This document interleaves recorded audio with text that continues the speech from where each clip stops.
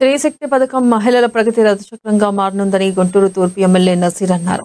గుంటూరులో స్త్రీశక్తి పథకాన్ని MLA Madhavi, MLC Alapati Raja, mayor Kovelamudi Nani, రాష్ట్ర industrial corporation chairman Dekala Prabhakar, LIDCAP chairman పెళ్లి మాణిక్యరావుతో కలిసి ఎమ్మెల్యే నసీర్ ప్రారంభించారు. సూపర్ 6 హామీల్లో భాగంగా సీఎం చంద్రబాబు నాయుడు ప్రతిష్టాత్మకంగా చేపట్టిన స్త్రీశక్తి పథకం మహిళలకు ఆర్థిక భరోసా కల్పించనుందని తెలిపారు.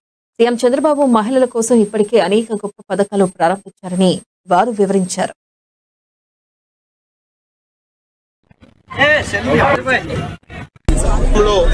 ఏర్పడినటువంటి కూటమి ప్రభుత్వం చంద్రబాబు నాయుడు గారి నాయకత్వంలో రాష్ట్రంలో ఏ ప్రాంతం నుంచి ఏ ప్రాంతానికి వెళ్ళాలన్నా మహిళలకు యావత్తు మహిళా లోకానికి ఉచితంగా బస్సు ప్రయాణాన్ని పెట్టడం అనేది చాలా సంతోషమైనటువంటి విషయం.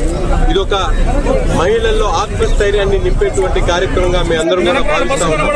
ఎందుకంటే 79 సంవత్సరాల స్వాతంత్ర చరిత్రలో ఏ నాయకుడు కూడా ఆలోచించినటువంటి విధంగా మహిళా లోకానికి ఒక స్వాతంత్రాన్ని కలిగించేటువంటి విధంగా ఎక్కడ కూడా ₹1 అవసరం లేకుండా కష్టపడి కూలీ నాలి చేసుకునేటువంటి మహిళమ్మ తల్లి దగ్గర నుండి ఉద్యోగరీత్యా ప్రయాణం చేసేటువంటి ప్రతి ఒక్క అక్క కూడా, అలాగే ఇంట్లో వస్తువుల కోసం గృహిణి కూడా, విద్యార్థులు చదువుకునేటువంటి ప్రతి చెల్లి కూడా ఈ రోజు ఛార్జీల కోసం ఎదురు చూసేటువంటి పరిస్థితి లేకుండా తమ కాళ్ళ మీద తమ నిలబడి రాబోయేటువంటి రోజుల్లో ఈ ప్రపంచంలో ఎదగలిగినటువంటి శక్తిగా మారేటువంటి అవకాశాలను కల్పించేటువంటి క్రమంలోని ఈ రోజు కొత్త పథకాన్ని మా ముఖ్యమంత్రి గారు చంద్రబాబు నాయుడు గారు తీసుకోవడం జరిగింది.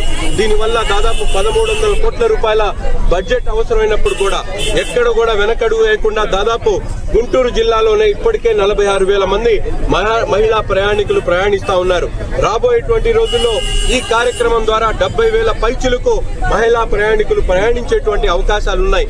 ఈ రోజు గుంటూరు నగరానికి సంబంధించి పారిశుద్ధ్య పనులు చేసుకునేటువంటి మహిళలు ఉదయాన్నే తమ పని కోసం బయలుదేరి రోజుకి ₹60 ఖర్చు పెట్టుకునేటువంటి పరిస్థితి ఉన్నాయి.